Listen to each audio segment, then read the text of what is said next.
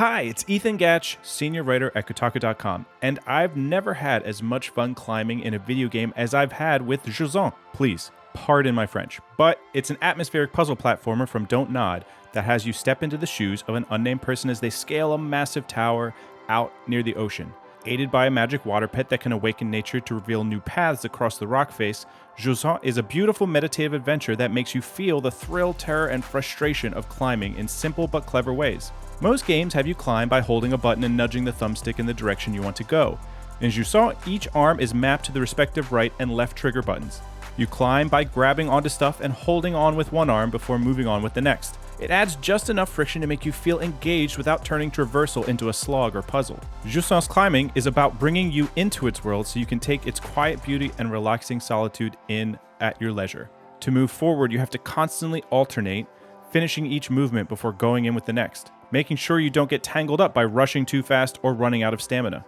You always have a rope harness keeping you from falling to your death, so the challenge instead comes from being graceful and judicious so that you can explore and reach new heights without falling back to where you came from.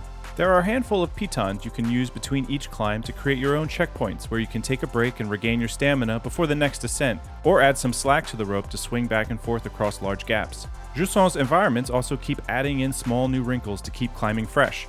Plants you can activate with your watery sidekick will grow vines that carry you to new sections.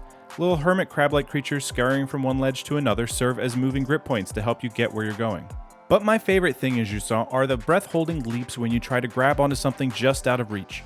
Your nameless wanderer can try to run up the side of the tower to get some extra verticality before making a last-ditch, desperate jump. The game is full of spots where it seems like you might be able to make the jump ahead of you, but the spot you're trying to get to is just a little out of reach. It adds just enough tension to make Jusant feel all the more rewarding once you finally reach its conclusion. But like everything else in the game, climbing is more about the journey than the destination, and Jusant is one that I won't soon forget. Make sure to check out Don't Nod's latest adventure if you haven't already, or if you've already played Jusant, give us your take in the comments below, and be sure to check out Kotaku.com for more gaming coverage.